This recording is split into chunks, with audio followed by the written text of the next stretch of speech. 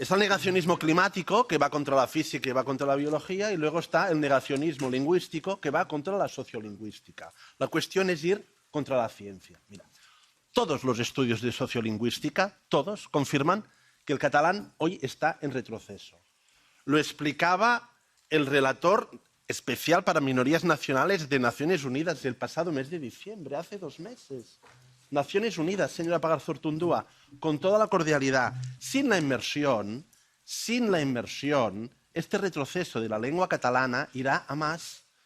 Sin la inmersión en catalán en la escuela, el retroceso de la lengua irá a más, porque ustedes que aparentan defender el bilingüismo, ustedes que hacen ver que lo que quieren es defender el bilingüismo de la sociedad catalana, en verdad, lo que quieren es que la sociedad catalana sea una sociedad monolingüe en castellano, porque sin la inmersión el catalán estará retrocediendo de manera irreversible, con lo cual la inmersión es la única garantía de que el catalán mantenga su vitalidad.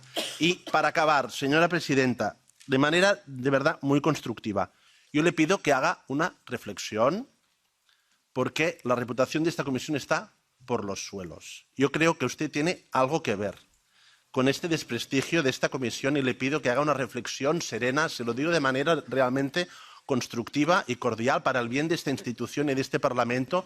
No puede ser que la Comisión de Peticiones haya llegado al nivel de desprestigio al que ha llegado y que tenga la reputación, insisto, por los suelos. Yo creo que usted tiene una responsabilidad muy grande en lo que le ha pasado a esta comisión y el Parlamento no se lo merece. Gracias. Muchísimas gracias.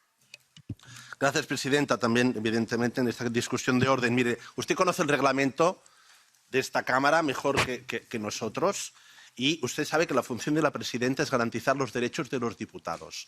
La presidenta de esta comisión es que, además de ser imparcial, tendría que parecerlo. Además de ser imparcial, tendría, por una vez, que aparentar imparcialidad. Ya le ha hecho usted bastante daño a la reputación de esta comisión. Sabe usted que esta misión fue boicoteada por una gran parte de los parlamentarios por cómo ustedes plantearon el programa de la misión. Por favor, no siga ahondando en el daño al prestigio de la Comisión de Peticiones y no siga perjudicando la reputación de este Parlamento. Aparente imparcialidad, señora presidenta.